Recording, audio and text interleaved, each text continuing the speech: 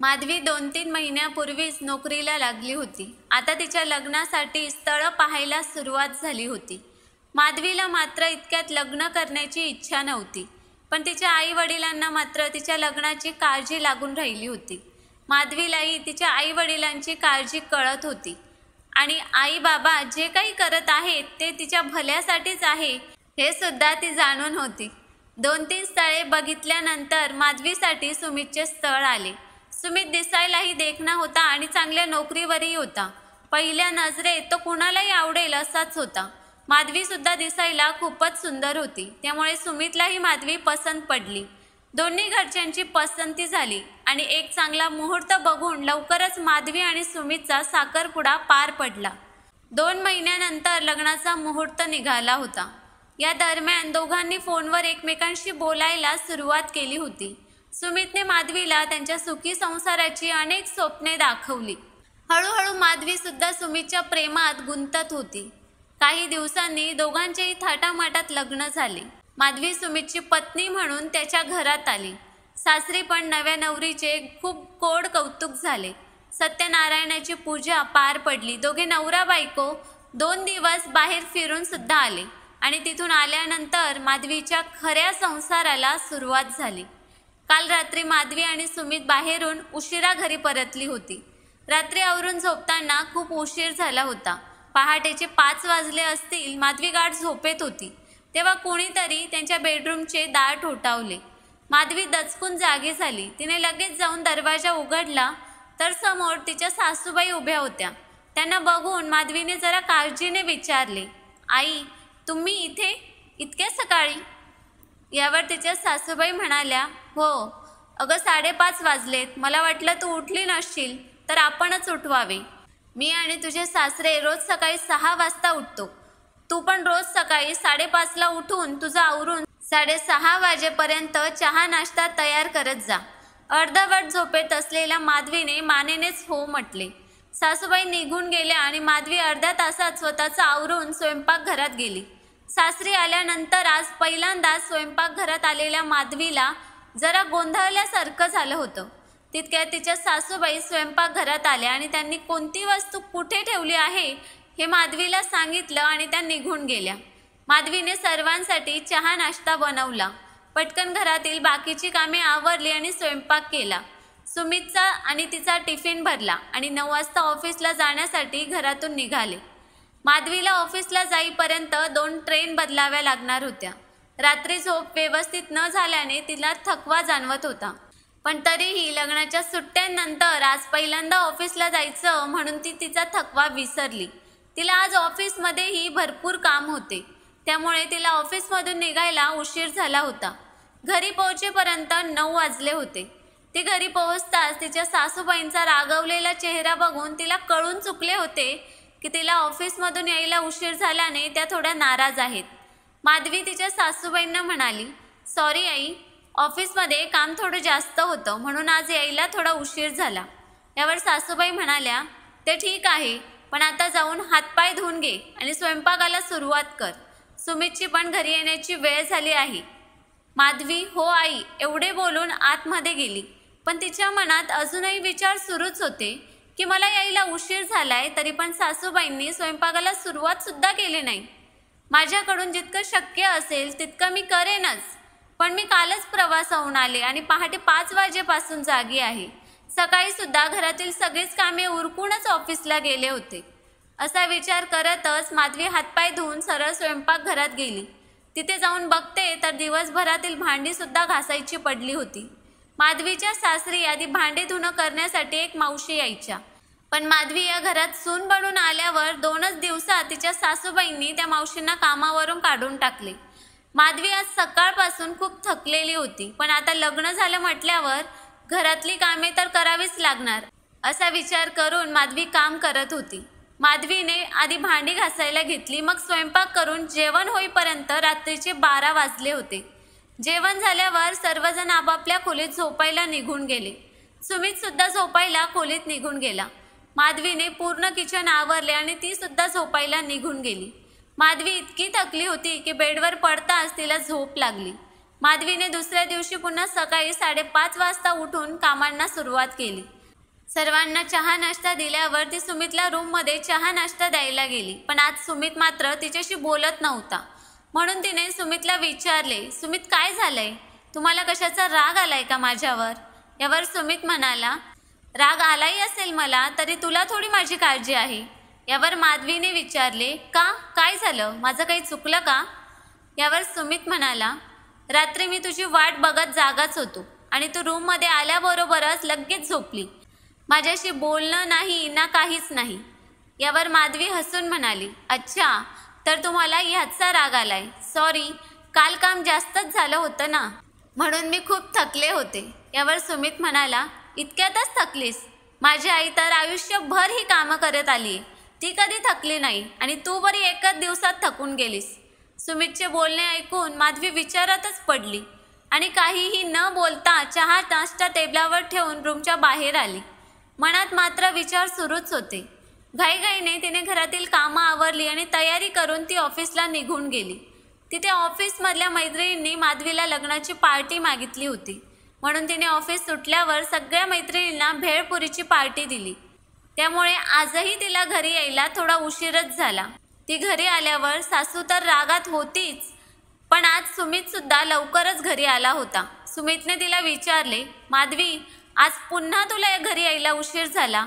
यावर माधवी म्हणाली, ते आज माझ्या मैत्रिणींना मला लग्नाची पार्टी मागितली होती ना, म्हणून. सासूबाईंनी मध्येच विचारले, मग दिलीस का पार्टी? माधवीने हसत सांगितले, हो आई, आज सर्वांना भेळपुरीची पार्टी दिली. यावर सासूबाई रागाने म्हणाल्या, हो का? मग तर तू आज भरपूर पैसे उडवून आले असशील. सासूबाईंचे बोलणे ऐकून माधवीने आश्चर्याने त्यांच्याकडे बघितले आणि म्हणाली, आई, पैसे उडवून नाही आली, त्या माझ्या मैत्रिणी आहेत आणि त्यांच्या आयुष्यात जेव्हा काही चांगलं घडतं तेव्हा त्यासुद्धा आम्हाला पार्टी देतात. मग मी त्यांना साधी भेळपुरीची पार्टी दिली तर काय झालं? यावर सासूबाई म्हणाल्या, का? त्यांनी तुझ्या लग्नात जेवण केलं नाही का? आणि पार्टी बिर्टी म्हणजे फक्त पैसे उडवण्याचे धंदे आहेत. तू सुद्धा यापुढे त्यांच्या पार्टीत जाऊ नकोस, म्हणजे तुला सुद्धा पार्टी द्यायची गरज पडणार नाही. यावर माधवी सुमितकडे बघत म्हणाली, पण एवढं मोठं काय चुकलं त्यात? छोटीशी तर गोष्ट आहे. सुमित, तूच सांग ना आईंना. यावर सुमित म्हणाला, माधवी, मी काय सांगू आईला? काही चुकीचं बोलत नाही आई. आपण पैशांची बचत करायला हवी की नको? उद्या तेच पैसे आपल्या कामी येतील. सुमितचे बोलणे ऐकून माधवी शांत बसली.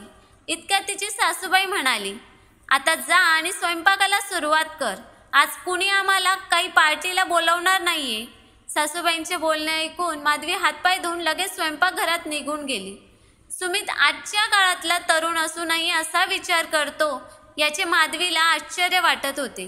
तिने विचार केला की आज ना उद्या ती या विषयावर सुमितशी बोलेन आणि त्याला समजावून सांगेल. तिला खात्री होती की सुमित नक्कीच तिला समजून घेईल आणि सासूबाई सुद्धा हळूहळू तिला समजून घेतील.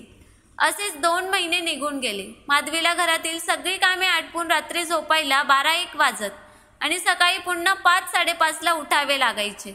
घरातील कामे, ऑफिसची कामे आणि अपूर्ण झोप यामुळे माधवी खूप थकून जायची. म्हणून तिने ठरवले की घर कामासाठी एखादी बाई ठेवावी. तिने याविषयी सुमितशी बोलायचे ठरवले. एके दिवशी सुमितचा मूड बघून माधवीने त्याला विचारले, सुमित, मी काय म्हणते की आपण घर कामासाठी एखादी बाई बघितली तर? नाहीतर माझ्या आधी या घरात ज्या मावशी कामाला यायच्या त्यांनाच पुन्हा बोलावून घेऊ. यावर सुमित म्हणाला, पण का? त्याची काय गरज आहे? काम जास्त वाटतंय का तुला?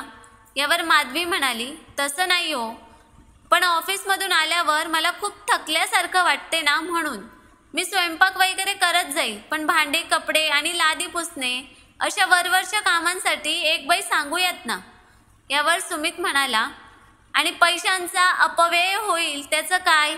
माधवी म्हणाली, अहो, आपण दोघं पण चांगलं कमावतो आणि एका कामवाल्या मावशीला आपण आरामात अफोर्ड करू शकतो. यावर सुमित म्हणाला, हे मला माहीत आहे की आपण दोघे चांगलं कमावतो, पण आपण बचत करायला नको का? पैसा आयुष्यात खूप महत्त्वाचा आहे. आपल्याकडे पैसा असेल तर आपण आपल्या सर्व इच्छा पूर्ण करू शकतो. यावर माधवी म्हणाली, पण जीवाला सुख पण मिळायला हवं ना. माणसाने किती काम करावं याला पण सीमा असतातच ना. आणि मी यायच्या आधी पण आपल्या इथे कामासाठी एक मावशी यायची ना, मग आता आली तर काय हरकत आहे. यावर सुमित म्हणाला, हे बघ माधवी, आईला हे अजिबात आवडणार नाही. आजपर्यंत तिनेच घरातील सर्व कामे केली होती आणि तू इतक्यातच थकलेस. आधी तू नव्हती म्हणून कामाला मावशी यायच्या, पण आता तू आहेस ना. आणि कधी कुणी मरत नाही काम करून. बायकांना तर कामाची सवयच असते. तुला सुद्धा होईलच सवय काही दिवसात. एवढे बोलून सुमित कूस बदलून झोपून गेला. माधवीला मात्र सुमितकडून ही अपेक्षा नव्हती. सुमित इतका शिकलेला असताना सुद्धा स्त्रियांबद्दल असा विचार करतो. काय म्हणे तर सवय असते बायकांना कामाची. अरे पण त्या सुद्धा थकतात, कधी मनाने तर कधी शरीराने. त्यांना समजून घेणारं, त्यांना मनाने आधार देणारं कुणीतरी असलं की हा थकवा थोडा कमी होतो. पण इथे तर आयुष्याचा जोडीदारच तिला समजून घेत नव्हता. विचारांमध्ये हरवलेल्या माधवीला रात्री लवकर झोपच लागली नाही. त्यामुळे माधवी त्या दिवशी सकाळी लवकर उठली नाही. सासूबाईंच्या आवाजानेच माधवी सकाळी उठली. तिची सासूबाई स्वयंपाकघरात काहीतरी मोठमोठ्याने बडबडत होती. माधवी त्या आवाजाने दचकून जागी झाली आणि पटापट आवरून स्वयंपाकघरात गेली. तेव्हा तिच्या सासूबाईंनी चहा नाश्ता बनवला होता.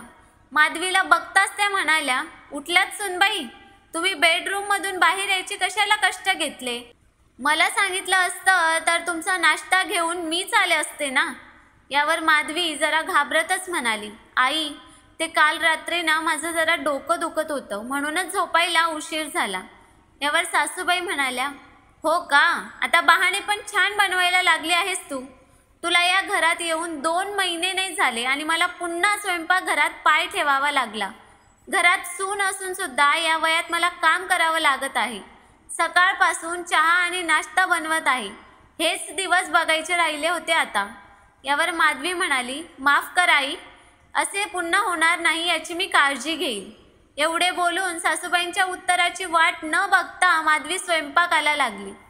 खरं तर सासूबाईंच्या बोलण्याचा तिला राग आला होता. तिने आजवर रोज सकाळी लवकर उठून घरातील सर्व कामे केली, पण तेव्हा कोणीच तिचे साधे कौतुकही केले नाही. आणि एक दिवस उठायला उशीर झाला तरी यांनी तिला किती ऐकवले होते. सासूबाईंशी एक शब्दही न बोलता तिने तिची कामे आटोपली आणि ऑफिसला निघून गेली. तिला दिवसभर सासूबाईंचे बोलणे आठवत होते. संध्याकाळपर्यंत तिचा राग शांत झाला होता. संध्याकाळी ती ऑफिसमधून घरी परतली तेव्हा सुमित घरी आलेला नव्हता. तिने आज सुमितच्या आवडीचा स्वयंपाक बनवला. सर्वांची जेवणं आटोपल्यानंतर माधवी स्वयंपाक खोली आवरून बेडरूममध्ये गेली. तेव्हा सुमित जागाच होता. तो माधवीला पाहून म्हणाला, माधवी, आज तर तुझा पगार झाला असेल ना. माधवी म्हणाली, हो. सुमितने विचारले, मग काय केलंस त्या पैशांचं. माधवी म्हणाली, माझ्या बँकेच्या अकाउंटमध्ये ठेवले आहेत. यावर सुमित म्हणाला, मग ते पैसे माझ्या अकाउंटवर ट्रान्स्फर कर. मला आपल्यासाठी नवीन कार घ्यायची आहे. काही पैसे माझ्याकडे जमा आहेत, पण आणखी काही महिने बचत केली तर आपल्याला नवीन कार सहज घेता येईल. ते पैसे माझ्याकडे सुरक्षित जमा राहतील. तुझ्या हातून उगाच खर्च होईल. यावर माधवी म्हणाली, अहो, पण माझ्याजवळ आजपर्यंत सुरक्षितच होते ते पैसे. आता असं काय होणार आहे. तुम्हाला जेव्हा काय घ्यायचं असेल तेव्हा मी देईल की काढून. यावर सुमित म्हणाला, ते काही नाही. माझ्याजवळ पैसे दिलेस तर काही फरक पडणार नाही. ते पैसे मी जमाच ठेवेन. तुझा विश्वास नाही का माझ्यावर.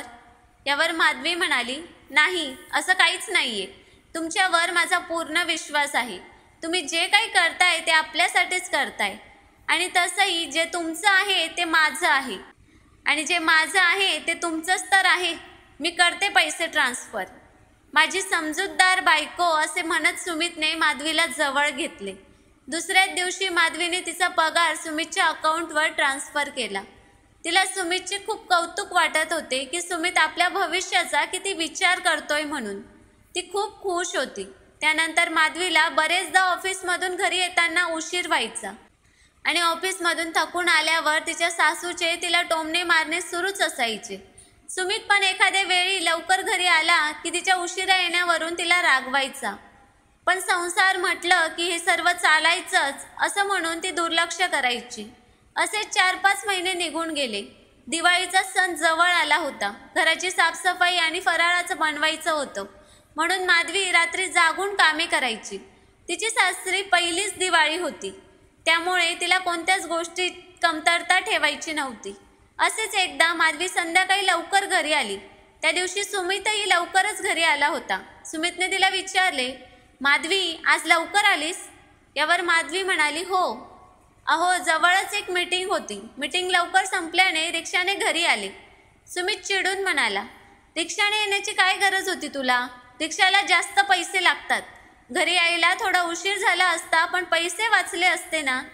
यावर माधवी पण रागातच बोलली की एक दिवस रिक्षाने घरी आली तर काय बिघडलं? आपण इतका खर्च आरामात करू शकतो आणि दिवाळीची कामे सुद्धा करायची आहेत ना. माधवीला राग आलाय हे बघून सुमित पुढे काहीच बोलला नाही. माधवी सुद्धा रूममध्ये निघून गेली. पटापट स्वयंपाक आवरला आणि सगळ्यांची जेवणं झाल्यावर किचन आवरून रूममध्ये गेली आणि सुमितला म्हणाली, सुमित, मी काय म्हणते, दिवाळी जवळ येत आहे आणि या सणाला काहीतरी नवीन घ्यायचं असतं, तर आपण कार घ्यायची का? म्हणजे आपल्याला चांगल्या मुहूर्तावर कार घेता येईल. यावर सुमित म्हणाला, आत्ता नको, सध्या माझ्याकडे पैसे नाहीत, नंतर कधीतरी बघू. यावर माधवीने विचारले, अहो पण आपण तर खूप दिवसापासून कार घ्यायला पैसे जमा करत होतो ना. यावर सुमितने सांगितले, हो, पण ते पैसे मी शेअर मार्केटमध्ये गुंतवले होते आणि त्यामध्ये मला थोडं नुकसान झालंय. आपण आणखी काही दिवस पैसे जमा करू आणि मग नंतर बघू. यावर माधवीने विचारले, पण तुम्ही ते पैसे तर कार घेण्यासाठी म्हणून माझ्याकडून मागितले होते ना. मग तुम्ही मला न विचारता ते पैसे इतर गोष्टींसाठी का वापरले? यावर सुमित म्हणाला, हे बघ माधवी, तू माझी बायको आहेस, म्हणून तुझ्यावर, तुझ्या प्रत्येक गोष्टीवर आणि तुझ्या पैशांवर सुद्धा माझा अधिकार आहे. मी नवरा आहे तुझा आणि तू मला जाब विचारू शकत नाहीस. यावर माधवी चिडून म्हणाली, दिवसभर मी नोकरी करते, संध्याकाळी घरातील कामे करते, मला पुरेशी झोप घेता येत नाही, सतत पैशांची काटकसर करते. इतकं सगळं केल्यानंतर महिन्याअखेरीत जो पगार मिळतो तो काहीतरी चांगल्या कामी यावा म्हणून मी तुमच्याकडे जमा करते आणि तो पैसा कुठे खर्च करावा आणि कुठे नाही या बाबतीत माझं मत विचारणं देखील तुम्हाला गरजेचं वाटत नाही का? यावर सुमित म्हणाला, तू नवीन काही करत नाहीयेस. हे सर्व सगळ्याच बायका नवऱ्यासाठी करतात. ते तुझं कर्तव्य आहे आणि मला सकाळी लवकर उठायचं आहे, म्हणून तूही झोप आणि मला पण झोपू दे. एवढं बोलून सुमित कूस बदलून झोपून गेला. पण माधवीला मात्र हळूहळू सगळंच लक्षात येत होतं. ती आजच्या काळातील मुलगी असून सुद्धा तिला नवऱ्याची अपेक्षा सहन करावी लागत होती. सुमित नेहमीच तिला पैशांच्या बाबतीत काटकसर करायला सांगायचा, पण स्वतः मात्र सुट्टीच्या दिवशी मित्रांसोबत पार्टी करायचा. सासूबाईंनी तर तिला कधीच समजून घेतले नव्हते. घरची कामे, त्यानंतर ऑफिस, सतत सासूबाईंना खुश करण्यासाठी चाललेले तिचे प्रयत्न, इतकं करूनही तिच्या मेहनतीचं सुमितला साधं कौतुक सुद्धा नव्हतं. माधवीने ठरवले की ही परिस्थिती बदलायची असेल तर तिलाच काहीतरी करावं लागेल. त्यानंतर काही दिवस ती कोणाशी जास्त काहीच बोलली नव्हती. दिवाळीचा दिवस आला. सर्वांनी अगदी जल्लोषात दिवाळी साजरी केली. माधवीने सगळा फराळ स्वतः बनवला होता. दारावर सुंदर रांगोळी, त्यावर दिव्यांची सजावट. परिसरातील सर्वजण माधवीचे कौतुक करत होते. दिवाळी झाल्यानंतर एकदा शेजारच्या काकू फराळाला माधवीच्या घरी आल्या होत्या. फराळ खाताना त्या माधवीच्या सासूबाईंना म्हणाल्या, सुमित्राबाई, तुमच्या सूनबाईच्या हाताला मात्र छान चव आहे बरं का. तुम्ही सुनेच्या बाबतीत खूप नशीबवान आहात. तुमची सूनबाई घरकामात पण हुशार आहे आणि नोकरी सुद्धा करते. यावर माधवीची सासू म्हणाली, फक्त कामात हुशार असून काय उपयोग? ती नोकरीवर जाते तेव्हा घरातील सगळी कामे तर मलाच करावी लागतात ना. मला पण वाटते की सूनबाईने गरम गरम जेवण करून वाढावं, माझी सेवा करावी, पण इतर सकाळी स्वयंपाक करून ठेवते आणि ऑफिसला निघून जाते. वरची सगळी कामे आल्या गेल्याचं मलाच करावं लागतं ना. यावर काकू समजूत काढत म्हणाल्या, अहो पण घर आणि नोकरी सांभाळून तिची सुद्धा धावपळ होतच असेल ना. यावर माधवीची सासू म्हणाली, कशाची धावपळ? बाहेर निघायला भेटते म्हणून तिला तर चांगलंच वाटत असेल. आम्ही कधी कामासाठी बाहेर नाही निघालो. आम्ही तर पूर्ण आयुष्य सासू सासऱ्यांची आणि घरच्यांची सेवा केली. किचनमध्ये असलेल्या माधवीला सासूबाईंचे बोलणे स्पष्ट ऐकायला येत होते आणि तिला ऐकायला जावं म्हणूनच सासूबाई मोठ्याने बोलत होत्या. त्यांचे बोलणे ऐकून माधवीला मनोमन खूप वाईट वाटले. तिने या बाबतीत सासूबाईंशी बोलायचे ठरवले. काकू निघून गेल्यावर सासूबाई जेव्हा किचनमध्ये आल्या तेव्हा माधवीने त्यांना विचारलेच की आई, तुम्हाला माझी नोकरी करणे आवडत नाही का? यावर सासूबाई म्हणाल्या, आता माझी आवड असो वा नसो त्याने काही फरक पडणार आहे का? यावर माधवी म्हणाली, पण आई, मी आपल्या घरासाठीच नोकरी करते ना. आपली परिस्थिती आहे त्यापेक्षा चांगली व्हावी यासाठीच मी पण सुमितच्या बरोबरीने काम करते आणि घरची कामे करूनच तर मी नोकरीसाठी बाहेर पडते ना. यावर सासूबाई म्हणाल्या, एवढी वाईट नाही आहे आमच्या घरची परिस्थिती की आम्हाला तुझ्या पैशांवर अवलंबून राहावे लागेल. माझ्या मुलाला आम्ही चांगलं शिकवलंय, आम्हाला पोसायला तो समर्थ आहे. तुम्हा आजकालच्या मुलींना घरात राहायला आवडत नाही म्हणून तुम्ही नोकरी करायला बाहेर पडतात. कारण नोकरीच्या निमित्ताने तुम्हाला बाहेर राहायला मिळतं, घरातल्या कामांपासून सुटका मिळते. यावर माधवी काकुळतीने म्हणाली, नाही आई, नोकरी करताना सुद्धा खूप दगदग होते आणि मोठ्या शहरात प्रवास करणे सुद्धा तितके सोयीचे नसते आई. शिवाय कामाचं टेन्शन असतं ते वेगळं. मला नाही वाटत बाहेर पडायला मिळावं म्हणून कोणतीही स्त्री नोकरी करत असेल. बायका नोकरी करतात ते स्वतःला सिद्ध करण्यासाठी, संसाराला हातभार लावण्यासाठी, आपल्या मुलांना उज्ज्वल भविष्य देण्यासाठी आणि आपल्या शिक्षणाचं बुद्धिमत्तेचं चीज व्हावं म्हणून. यावर सासूबाई म्हणाल्या, मला जास्त शिकवू नकोस. तुला काय वाटतं, तू अशा मोठमोठ्या शब्दांचा वापर करशील आणि तुझे म्हणणे मला पटेल. तुम्हा आजकालच्या मुलींना मी चांगलेच ओळखून आहे. माझी मुलगी रुपाली सुद्धा शिकली आहे, पण ती शांतपणे घरात सगळ्यांची सेवा करते. तिच्या सासूला साधा चहाचा कप सुद्धा उचलून ठेवावा लागत नाही. आई, पण माधवी काही बोलणार तेवढ्यात सासूबाई म्हणाल्या, आता काही बोलू नकोस. माझी रुपाली उद्या घरी दिवाळ सणाला येत आहे म्हणून तू 4-5 दिवस ऑफिसमधून सुट्टी घे. सासरी कामच काम असतात बिचारीला, निदान 4 दिवस तरी तिला माहेरचं सुख मिळू दे. यावर माधवी म्हणाली, अहो पण आई, इतके दिवस सुट्टी मिळणार नाही. यावर सासूबाई म्हणाल्या, ते मला काहीच माहिती नाही. सुट्टी घ्यायची म्हणजे घ्यायची. सासूबाई एवढं बोलून तिथून निघून गेल्या. त्या सासूबाईंच्या बोलण्याचे वाईट वाटले होते, पण यावेळी तिने बोलून न दाखवता काहीतरी वेगळ्या पद्धतीने उत्तर द्यायचे ठरवले होते. दुसऱ्या दिवशी माधवी आरामात सकाळी 6 वाजता उठली. घरातील सर्व कामे आरामात करत होती. एरवी सतत घाईत काम करणाऱ्या माधवीला इतकं आरामात काम करताना बघून सासूबाईंना नवल वाटलं. त्यांनी माधवीला विचारले, सुनबाई, आज काय विशेष आहे का? एकदम गाणं गुणगुणत काम करत आहेस. यावर माधवी म्हणाली, आई, आज रुपाताई येणार आहेत ना, म्हणून त्यांच्या आवडीचा स्वयंपाक बनवत आहे. एवढं बोलून माधवी पुन्हा गुणगुणत कामाला लागली. सासूबाईंना बरे वाटले की रुपा येणार म्हणून माधवीने ऑफिसमधून सुट्टी घेतली आहे. माधवी सुद्धा शांतपणे आपले काम करत होती. तिने आज तिच्या नंदेसाठी चांगला स्वयंपाक केला होता. दुपारी तिची नणंद आली आणि मायलेकींच्या गप्पा चालू झाल्या. दोघींनी मात्र माधवीला आपल्या गप्पांमध्ये सामील करून घेतले नाही. उलट दिवसभर तिलाच हे आण ते आण म्हणून राबवून घेतलं. संध्याकाळी सुमित घरी आला आणि सर्वांनी सोबत जेवण केले. माधवीच्या हातचे जेवण तिच्या सासूला आणि नंदेला खूप आवडले होते, पण तसे त्यांनी मात्र बोलून दाखवले नाही. जेवण झाल्यानंतर सर्वांनी आरामात बाहेर जाऊन आईस्क्रीम खाल्ले, पण माधवी मात्र स्वयंपाकघरात एकटीच भांडी घासत होती. नंदेच्या येण्याने सर्व कुटुंब एकत्र झालं होतं आणि माधवीला मात्र वेगळीच वागणूक दिली जात होती. तरीही माधवी मात्र कमालीची शांत होती. एकाही शब्दाने तक्रार नाही की काही भांडण नाही. दुसऱ्या दिवशी सकाळी सुद्धा माधवी आरामात उठली आणि आरामात कामे करायला लागली. सर्वांचा चहा नाश्ता झाल्यावर माधवीने स्वतःसाठी सुद्धा नाश्त्याची प्लेट घेतली आणि ती आरामात बसून नाश्ता करायला लागली. सुमित ऑफिसला जाण्याच्या तयारीत होता. माधवी अजूनही ऑफिससाठी तयार नाही हे बघून तो माधवीला म्हणाला, माधवी, अजून तयार झाली नाहीस? आज पण सुट्टी आहे का तुझी? यावर माधवी म्हणाली, हो, आज पण सुट्टी आहे आणि आता नेहमीचीच सुट्टी असेल. यावर सुमितने विचारले, म्हणजे तुला काय म्हणायचं आहे ते मला कळलं नाही. तेव्हा माधवी म्हणाली, म्हणजे तुमच्यासाठी माझ्याकडे एक सरप्राईज आहे. सुमितने चकित होत विचारले, काय? तेव्हा माधवीने त्याला सांगितले की मी नोकरीचा राजीनामा दिलाय.